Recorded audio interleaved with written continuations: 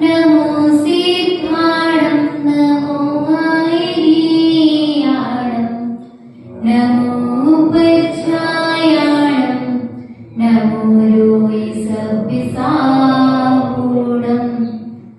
आदि व्याधि को हरने वाले आदिनाथ स्वामी सर्व सिद्धियां देने वाले आदिनाथ स्वामी ओम हरिं आदिस्वराय नमः निरंतर हो मेरा अंतिम मरण समाधि तेरे दर पर हो तेरी छत्र छाया भगवन मेरे सिर पर हो मेरा अंतिम मरण समाधि तेरे दर पर हो। देवदत्त चिंतामणि श्री पार्श्वनाथ भगवान की, आचार्य श्री विराज सागर जी महाराज की, आचार्य श्री विभव सागर जी महाराज की, आर्या सिद्ध श्री माता जी की, अहिंसामय विश्व धर्म की।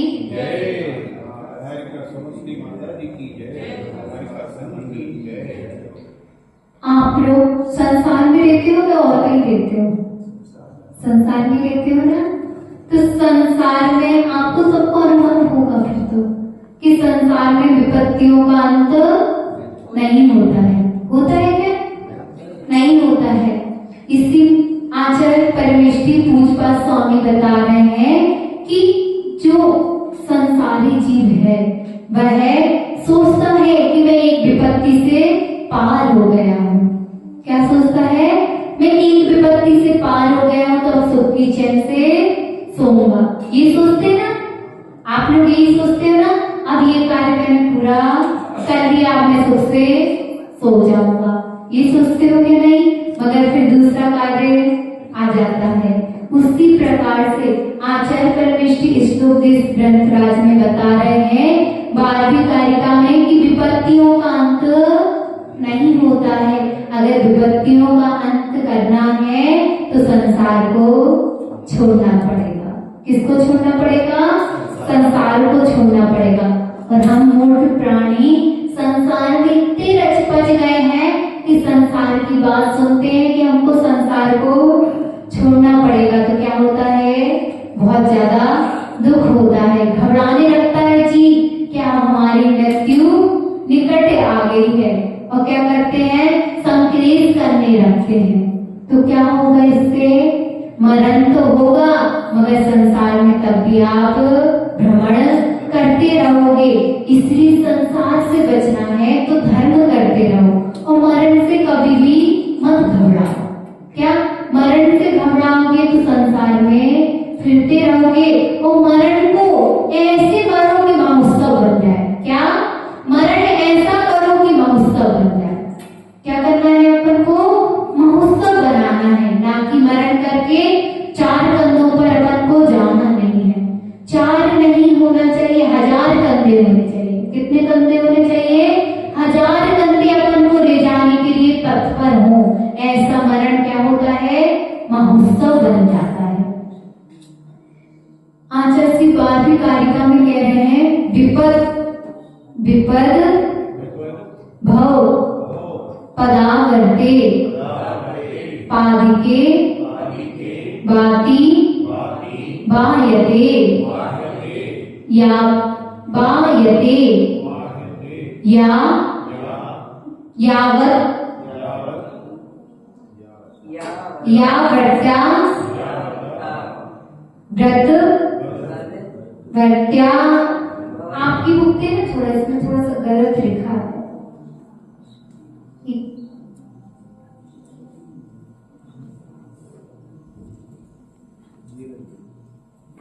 विपद भव पदावर्ते पादिके वाति वायते यावत् तावत् भवन्तन्या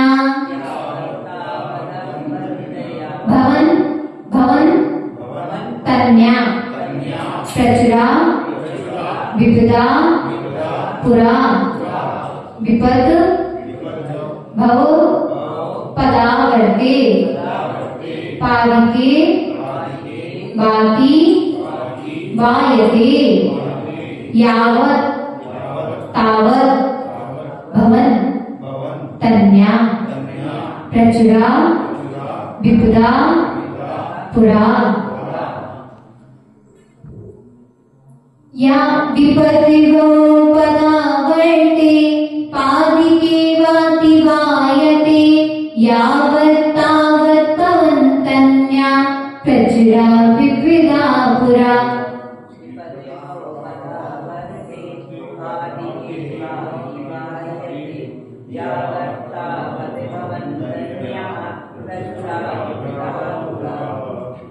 भव पदावर्ते भव पदावर्ते संसार रूपी पैर से चलने वाले घंटी यंत्र। कैसे यंत्र? घंटी यंत्र। घंटी यंत्र का मतलब जानते हो? जानते हो क्या नहीं? जो कॉलम का वैर देता है ना, वह जो तेल निकालता है ना, वह कैसा होता है? वह घंटी के आकार का रहता है। उसमें बहुत सारी घंटियां टंगी रहती हैं, उनमें से एक में तेल दूसरे में आता जाता है कि नहीं? वैसे उसी को क्या बोलते हैं? घंटी यंत्र। अब वह जो तेल आ रहा है वह कॉलम का वेग बेचारा घूमता जा रहा है, मगर कहीं पहुंचता है क्या? दिन भर चलता है, रात भर चलता रहता है, मगर कहीं पहुंचता है क्या? नहीं पहुंचता है। उसी प्रकार से हम संसारी प्राणी भी दिन में रात में हमेशा भ्रमण करते जा रहे हैं अज्ञानता रूप से। तो पर कहीं पहुंच पा रहे क्या? नहीं पहुंच पा रहे हैं, संसार में ही भ्रमण कर रहे हैं। पादिका यानी इव, पादिका इव घट के समान यावत जब तक विपद एक विपत्ति अति वायते समाप्त की जाती है, तावत तब तक अन्य यानी दूसरी प्रचुरा बहुत सी विपत्ति पुरा सामने भवती यानी आ खड़ी हो जाती है। अपन सोचते हैं कि अपन ने एक विपत्ति को तो समाप्त कर दिया, उतने में दूसरी विपत्ति आके अपने सामने खड़ी हो जाती है। उसी प्रकार से आचार्य परमेष्ठी यह कह रहे हैं कि जब तक संसार रूपी पैर से चलाए जाने वाले घंटी यंत्र में एक पटरी सराखी एक विपत्ति पूर्ण होती है। क्या? जो एक में तेल भरा है वह दूसरे में जाता है, ऐसा चलता रहता उसमें, वह कभी भी समाप्त नहीं होता है। उसी प्रकार से अपन सोचते हैं कि एक विपत्ति अपनी समाप्त हो गई, अब सुख मिलेगा। क्या सोचते हैं? एक विपत्ति अब समाप्त हो गई तो अब हमको सुख मिलेगा। वह फिर दूसरी विपत्ति आके खड़ी हो जाती है। जब तक आप संसार में रहोगे विपत्तियों का अंत नहीं हो पाएगा। इसलिए विपत्तियों का आपको अंत करना है तो सिद्धालय में जाना पड़ेगा। अब सिद्धालय में जाना पड़ेगा तो उसके लिए भाव भी तो अच्छे करने पड़ेंगे। अब भाव सोचो कि हम नरक में जाने वाले करें और कहें कि हम सिद्धालय चले जाएं, तो ऐसा हो सकता है क्या? आप कहो कि सूरज भी निकले और अंधकार भी रहे, तो ऐसा हो सकता है क्या? नहीं हो सकता है। अगर सूरज निकलेगा तो प्रकाश ही होगा, और अगर सूरज नहीं निकलेगा तो अंधकार होगा। और आप सोचो कि एक साथ दोनों चीजें हो तो ऐसा असंभव है। उसी प्रकार से आप संसार में रहो और सोचो कि मैं सुखी रहूं, तो ऐसा हो सकता है क्या? नहीं हो सकता है। संसारी प्राणी के सखा कौन कौन है? आपको पता है कि संसारी प्राणी के सखा कौन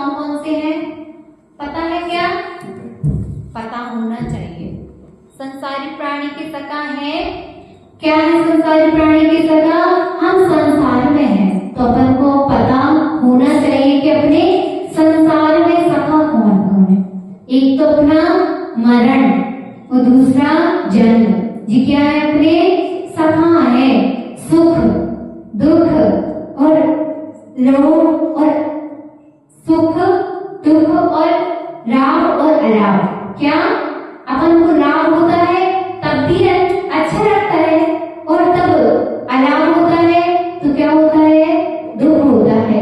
तो ये अपने क्या है, मित्र है जो आपके हमेशा साथ में रहते हैं। आपको पता है कि कब मृत्यु आएगी आपकी, नहीं पता है, मगर कभी ना कभी तो आएगी। इसका आपको विश्वास है ना कि कभी कभी ना कभी मृत्यु तो हमारी आएगी, पता है ना। इसलिए ये आपके क्या है, सखा है। इनको आप कभी छोड़ सकते हो क्या, नहीं छोड़ सकते हो। आप आज युवा हुए हो तो कल वृद्ध होगे, ये आपका सत्य है। इसको झुठला सकते हो क्या, नहीं झुठला सकते हो। उसी प्रकार से संसार में आए हो तो दुख है, मगर सुख की आप अपेक्षा कर रहे हो। क्या कर रहे हो, छोटी छोटी बातों पे आप सुखी हो रहे हो जाते हो ना। तो छोटी छोटी बातों पे आप सुखी हो रहे हो, तो ये आप बस सुख की अभिलाषा कर रहे हो, ना कि आज पंचम काल में तो सुख है ही नहीं है। आप सोचते रहो कि हमारा बेटा पढ़ जाएगा तो हमको सुख होगा। क्या सोचते हो, बेटा पढ़ जाएगा तो सुख होगा, माँ हमको भोजन करवा देगी तो सुख होगा।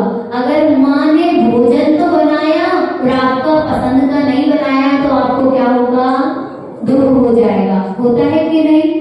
अगर बेटा पढ़ तो रहा है मगर आपकी पसंद से नहीं पढ़ रहा है, आपको बनवाना था उसको डॉक्टर, वो बन गया वो इंजीनियर, तो क्या होगा, दुख होगा कि मैं तो सोच रहा था कि मेरा बेटा डॉक्टर बने, वह तो इंजीनियर बन गया, वह तो इंजीनियर बन गया, तो आपको दुख होगा।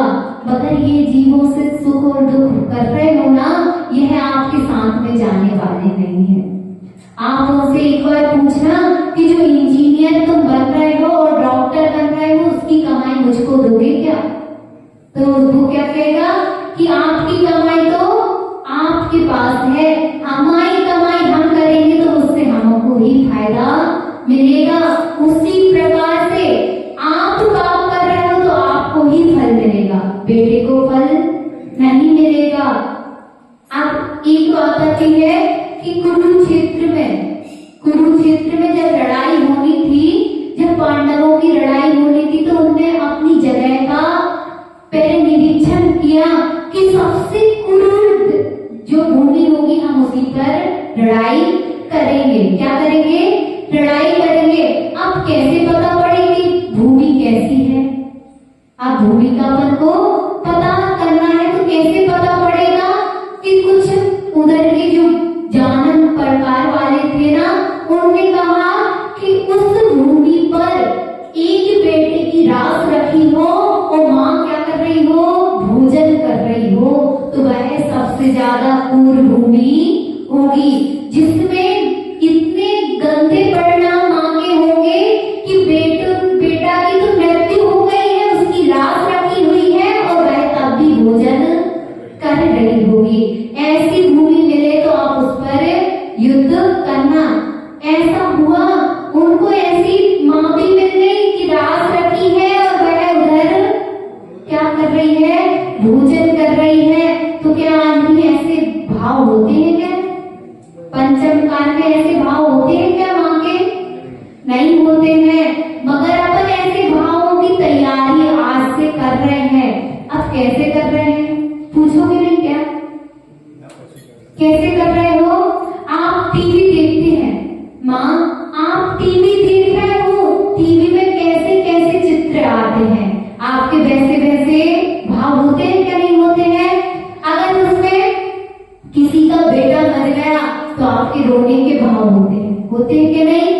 किसी का बेटा जिंदा हो गया तो हंसने के भाव होते हैं। जो भावों का परिणाम हो रहा है ना, उसी से तो आपका पूरा जीवन चल रहा है। अगर भावों को संभालना है तो अब आप जो भोजन कर रहे हो उसमें टीवी देख के भोजन मत करो, क्योंकि जैसा खाओगे अन्न वैसा होगा मन। आप देखते जा रहे हो टीवी, उसमें लड़ाई चलती जा रही है और आप भी मन में सोचते जा रहे हो कैसा कि हमको भी अब उस व्यक्ति को मानना है, काश उसको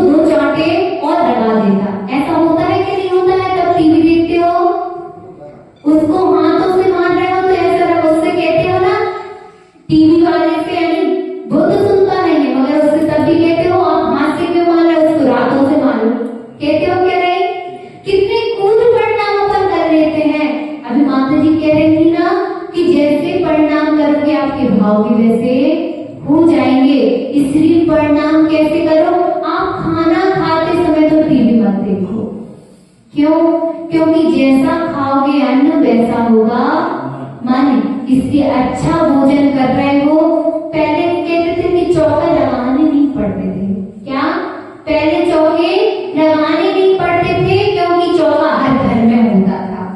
होता था कि नहीं होता था? हर घर में चौके होते थे। आज चौका बचा क्या आपके घर में? आज आपके घर में क्या आ गई?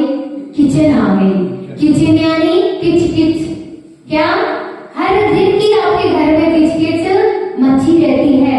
चौका यानी जिसमें शुद्ध भोजन होता था उसको कहते थे चौका। और आज किचन में क्या आ गए है? हर प्रकार की आपके घर हर जैसी चीज जो मिलनी नहीं चाहिए वो भी चीज आपके चौके में मिल जाती है। आप चौका लगाते हो तो क्या आप ये सोचते हो कि जो अचार रखा है, आपके जो सालों पुराना अचार रखा रहता है, उसमें स्वाद क्यों होता है? क्या आप उसको बड़े चटाके मार के खाते हो? क्या अचार होता है जो एक दिन का अचार होता है उसमें स्वाद अच्छा होता है, कि जो बहुत दिन का रखा रहता है उसमें स्वाद अच्छा होता है? आप ही बताओ किसमें अच्छा स्वाद होता है? एक दिन के में कि जो बहुत दिन का रखा रहता है उसमें? एक दिन में होता है। तो फिर एक दिन का अचार आप लोग क्यों नहीं खाते हो? खाते हो क्या एक दिन का अचार? जो सालों सालों पुराना अचार होता है ना, उसी को खाना आप लोग पसंद करते हो। क्यों करते हो उस अचार को पसंद? क्योंकि जितने सालों का पुराना अचार होता है ना, उसमें उससे ज्यादा जीवों की उत्पत्ति हो जाती है। वह अचार नहीं, जीवों का कलेवर है। क्या है? जीवों का कलेवर है। इसलिए भैया जब भी अचार खाना है तो अपनी पत्नी या अपनी माँ से कहना कि माँ मुझे आज का ही अचार खिलाओ, क्योंकि मैं जैसा अचार खाऊंगा मेरा वैसा ही आचरण होगा। इसलिए क्या करना है आप लोगों को? अपनी जीभ में थोड़ा सा, माता जी बोलती है कि अगर आपको स्वस्थ होना है ना तो जीभ में थोड़ा सा कांटा लगा लो। जो चीज आपको पसंद है उसको थोड़ी देर के लिए रोक दो। अगर आपको संसार से बचना है तो ये आपकी चक्षु इंद्री है ना, कर्ण इंद्री, इन पे थोड़ा सा लगाम लगा लो तो आप बच जाओगे संसारी जीव में घूमने से। अब कहते हैं कि सातवें नरक में जाने के लिए आपको पुण्य चाहिए कि पाप? क्या चाहिए आपको भैया? पाप चाहिए। अच्छा, पुण्य चाहिए क्या पाप चाहिए? इस दो में अभी मैं आपसे प्रश्न पूछ रही हूँ, आप सही सही उत्तर बता दो। पुण्य चाहिए क्या पाप? नरक में जाने के लिए क्या चाहिए आपको? पाप चाहिए। बहुत बढ़िया। आपको सातवें नरक में जाना है तो क्या करना पड़ेगा? पाप करना पड़ेगा। तो अगर आपको सिद्ध सिरा में जाना है तो क्या करना पड़ेगा? पुण्य करना पड़ेगा। बहुत बढ़िया। अगर आप पाप कर रहे हो तो आप नरकों में जाओगे, है ना? ऐसे ही आपका कहना है, मेरा कहना ऐसा नहीं है। अभी की मैं जो क्वेश्चन पूछ रही हूँ उसमें मेरा कहना कि आप पुण्य करोगे तो नरकों में जाओगे, है ना? और पाप करोगे तो स्वर्ग में जाओगे। ऐसा क्या? नहीं, आप पाप करोगे तो नरकों में तो जाओगे, मगर सातवें नरक में अभी व्यवस्था नहीं है। क्या नहीं है? अभी सातवें नरक में जाने की अभी व्यवस्था नहीं है। यानी पंचम काल में रहते हुए भी आप सातवें नरक में नहीं जा सकते हो, और चौथे काल में रहते हुए प्राणी सातवें नरक में जाता है, क्योंकि उधर तो पुण्य है। फिर तो चौथे काल में तो क्या है? पुण्य है। आप ऐसा कहते हो कि हम चौथे काल में हमारा जन्म होता तो हम कहाँ चले जाते? सिद्ध सिरा पे आज विराजमान होते। मगर सात जो चौथे काल में जन्म हुआ वह प्राणी नरक में, कौन से नरक में जाता है? सातवें नरक में जाता है, क्योंकि जितना उधर पुण्य है उससे ज्यादा उधर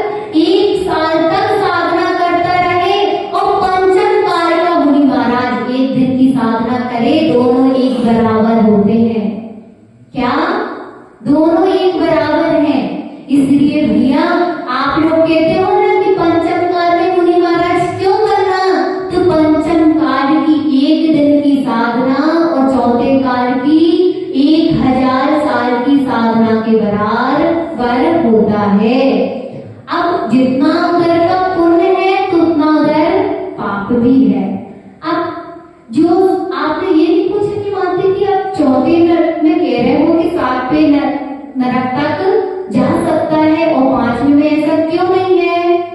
तो ऐसा इसलिए है कि 5वें में चौथे काल में सिद्धसिरा जाने की व्यवस्था है, तो उधर नरक में कौन से नरक में भी जाने की व्यवस्था है? 7वें नरक में। और आज सिद्धसिरा जाने की व्यवस्था नहीं है, तो इसलिए 7वें नरक में जाने की भी व्यवस्था नहीं है, क्योंकि उनका कौन सा सेवन होता था? चौथे काल में कौन सा सेवन होता था? कौन सा? ब्रज विषव नारद सेनन। और आज कौन सा है? हीन सेनन। जो सबसे हीन सेनन होता है ना, वो आज सेनन है। उनका सबसे उत्कृष्ट वाला सेनन होता था। कौन सा? सबसे उत्कृष्ट वाला, जिनकी हड्डियां कीलों की तरह होती थी, जिनकी हड्डियां टूटती नहीं थी। कौन की? मुनि महाराजों की हड्डियां। आज तो अपन थोड़े से गिरे और अपनी हड्डी टूट गई। उधर प्रतिनियां टूट जाती थी मगर हड्डी चूर चूर नहीं होती थी। उदाहरण में किसका उदाहरण आया है? हनुमान का, जिनका ब्रज विषव नारायण सेनन का शरीर था। वह 4 दिन का नवजात शिशु पहाड़ से ऊपर नीचे गिरा, चट्टान चूर चूर हो गई मगर उसके शरीर को कुछ भी नहीं हुआ। और अगर आज आप पहाड़ से गिर जाओ, क्या होगा? आपका शरीर बचेगा क्या? आपकी हड्डी चूर चूर हो जाएगी। इसलिए जितना उधर सेनन था, उतने ही उधर पाप भी थे। इसलिए वह कहाँ जा सकता है? चौथे काल में स्वर्ग भी जा सकता है, सिद्धसिरा भी जा सकता है। अपन पंचम काल में स्वर्ग तो जा सकते हैं मगर सिद्धसिरा पर नहीं जा सकते हैं। उसी अपेक्षा से अपन 7वें नरक में भी नहीं जा सकते हैं। तो आप भगवान को आपको धन्यवाद देना चाहिए कि जहां 7वें नरक में कितनी वेदना होती है, बहुत वेदना होती है। तो क्या आप भगवान से कहोगे कि भगवान अच्छा हुआ कि हम चौथे काल में हमारा जन्म नहीं हुआ? ऐसा तो भैया, ऐसा क्यों सोच रहे थे कि हम चौथे काल में अगर हम जन्म लेते तो हम 7वें नरक में जाएंगे? आप उधर पुरुषार्थ करते तो आप स्वर्ग भी तो जा सकते थे, सिद्धसिरा में भी जाके विराजमान हो सकते थे। मगर अपन को अपने ऊपर विश्वास है क्या? अभी भी आपको विश्वास है कि हम सिद्ध स्वर्ग जा सकते हैं? नहीं है। तो क्यों नहीं है आपको विश्वास? आप खुद अपने मुख से कह रहे हो कि हम स्वर्ग नहीं जा सकते हैं, फिर क्यों लिखवाते हो? जब मर जाते हो उसकी बात क्यों लिखवाते हो कि स्वर्गवासी? फिर तो क्या लिखवाना चाहिए? नरकवासी। क्या लिखवाते हो आप लोग सब? अच्छे बनने के बाद हमारे फलाने के पिताजी स्वर्गवासी हो गए। आपको पता है पर स्वर्गवासी है कि तिरंजवासी है कि नरकवासी है? आपको नहीं पता है, मगर तब भी उसको बुरा ना लगे इसलिए अपन क्या लिखवा देते हैं? स्वर्गवासी। क्योंकि सबसे अच्छा कौन सा वास है? जो स्वर्गों में चला गया वह सबसे अच्छा वास है। मन में तो पता है कि वो स्वर्ग तो नहीं गया होगा, मगर भी तब भी फोटो पे लिखवा के टांग दिया कि फलाना इंसान स्वर्गवासी हो गया। ये किसको छल रहे हो आप? किसको छल रहे हो? आप खुद को छल रहे हो तो नरकों में जाओगे।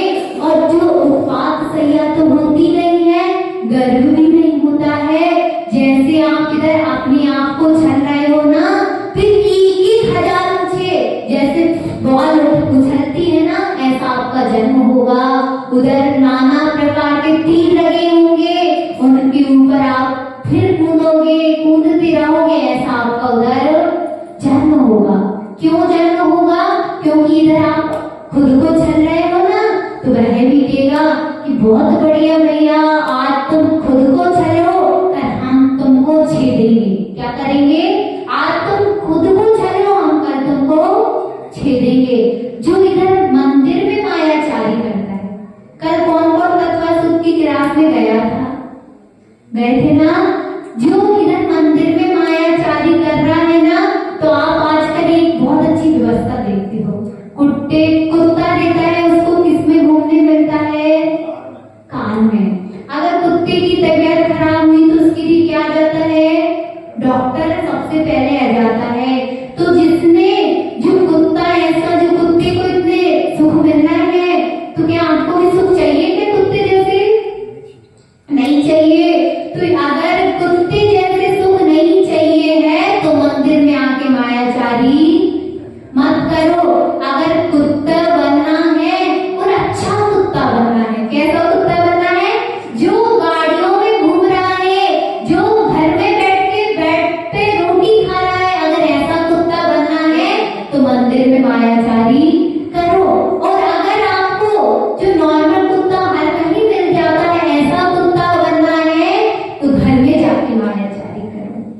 अगर आपको कुत्ता दो प्रकार के बने हैं, कल उसमें बता रहे थे तत्वाल सूत्र में कि कुत्ता कैसा, जो गाड़ी में घूम रहा है, तो जो घर मंदिर में मायाचारी कर रहा है तो वह कुत्ता गाड़ी में घूम रहा है। अब आपका मन तो नहीं ललचा रहा है कि हमको कुत्ता बनना है, और कुत्ता भी कैसा बनना है? जो गाड़ी में घूम रहा है। उसको देख के आपको बहुत अच्छा लगता है, जब वो कुत्ता गाड़ी में घूमता है तो बहुत अच्छा लगता है कि नहीं लगता है? तो देखो तो भैया इसको पूर्ण आप भी कुत्ते बनने की तैयारी तो नहीं कर रहे हो, नहीं कर रहे हो। इसलिए कुत्ते बनने की तैयारी नहीं कर रहे हो तो मंदिर में आके मायाचारी नहीं करना। हम आप सबकी बात नहीं कर रहे हैं, नहीं तो आप लोग सब अभी बुरे लगा के बैठ जाओ कि माता जी हमसे बोल रही थी कि आपको कुत्ता बनना है। जो मायाचारी करेगा तो वह कुत्ता जरूर बनेगा। और जो मंदिर में आके मैं करता है ना, तो जो आप देखते हो ना मंदिर के बाहर बकरी खड़ी होती है और में आती रहती है, वह जो मंदिर में आके अहम की पूर्ति करता है ना, वह मंदिर के बाहर क्या बन के बैठता है? बकरी बन के बैठ जाता है। इसलिए भैया आप कभी भी मंदिर में तो आना, मगर अहम भाव को लेके नहीं आना, नहीं तो मंदिर में तो आए हो और मैं कर रहे हो तो आप सोचोगे कि मैं कौन सा इंद्र बन जाऊंगा? महेंद्र इंद्र बन जाऊंगा। कौन सा इंद्र? महेंद्र इंद्र बन जाऊंगा। नहीं, महेंद्र इंद्र नहीं बनोगे। कौन से इंद्र बन जाओगे? बकरे के इंद्र बनोगे। इसलिए मंदिर में आ रहे हो तो मैं करना छोड़ देना। अहंकार को मंदिर के बाहर की सीढ़ी पे रख के आना। किसको? अहंकार को आपको कहाँ रख के आना है? बाहर की सीढ़ी पर। क्योंकि अहंकार करोगे ना तो वह जो आप कहते हो ना, मेरा तो चेहरा कितना अच्छा ग्लो करता है, मंदिर में आके कहते हो उससे एक तू कैसा काला सा है, मेरे पास आके मत बैठा कर, तेरे में से बदबू आ रही है, तू मेरे पास मत आ। ऐसा इंसान कौन बनता है? गधा बनता है। क्या बनता है? गधा बनता है। जिसको अपने रूप पे ज्यादा गर्व होता है ना, वह गधा बनता है। क्या बनता है? गधा बनता है। इसलिए आप अपने रूप का अभिमान मत करो। रूप तो आज मिला है, कल चला जाएगा। क्या माता जी कहती है? पानी का क्या बिसेवासा, जैसे कैसे पानी बीच बसाता। अब जैसे बसाता होता है ना, बसाता आप पानी में रखोगे तो वह क्या हो जाता है? घुल जाता है। वैसे ही आपकी जो आयु है वह पानी में रखे हुए बीच में बसाते के समान है। धीरे धीरे क्या हो रही है? घुल रही है, नष्ट हो रही है। आप कभी छोटे से बच्चे भी थे, आज क्या हो गए हो? बड़े हो गए हो। कल क्या होगे? वृद्ध हो जाओगे। और वृद्ध होगे तो एक न एक दिन आपका मरण भी निश्चित है। इसलिए आप गर्व मत करो कि आज हम इतना कार्य कर लेते हैं, हमसे ज्यादा तो कोई कार्य कर ही नहीं पाता है। जो आपके पिताजी थे ना, वो आपसे ज्यादा कार्य कर लेते थे, मगर उनको गर्व था, गर्व है कि हम ज्यादा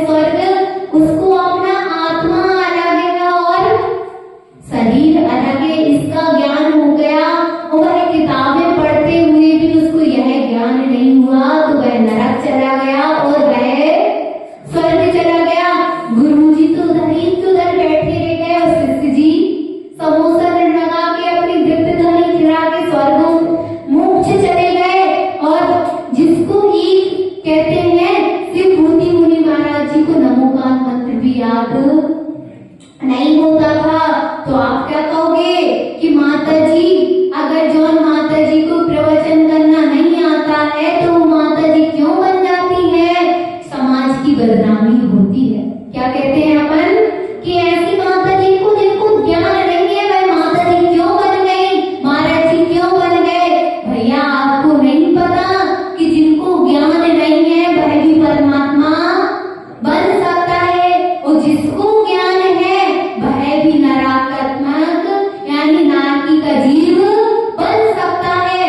इसलिए ज्ञान तो उतना ही जरूरी है जिससे अपन केवल ज्ञान को प्राप्त कर सके।